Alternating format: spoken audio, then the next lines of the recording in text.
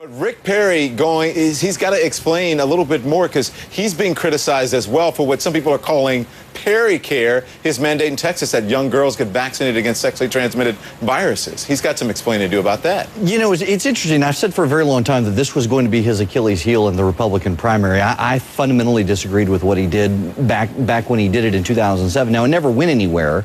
But it was a judgment call based on his loathing of cancer and a personal history with members of his family. I get that, but I think he handled it poorly. And I'm going to see I'm interested to see if he does a Tim Pawlenty and says, you know, I screwed up. I shouldn't have done it. Mitt Romney seemed willing to give him a pass last week in the debate, saying he probably would have done it again over. I think Perry's just going to have to come out and say, yeah, I screwed up.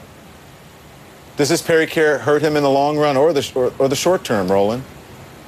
Well, first of all, again, look, this economy will come down to the election. It's not going to come down to Perry Care. Sure, folks will sit here and try to score some points when it comes to Romney Care, but it all boils down to the economy. I think one of the biggest mistakes that we are going to make is if we continue to make this debate tomorrow all about Governor Perry and Mitt Romney. If you are Congresswoman Michelle Bachmann, you want to do well. If you're John Huntsman, you want to stay away from science talk or whatever, and you really want to hone in on your economic message, which the Wall Street Journal, a conservative editorial page, really supported. And so I think it's wrong for us when one ballot has not been cast to make this whole debate out to be about Perry and Romney. That to me is a huge mistake by the media.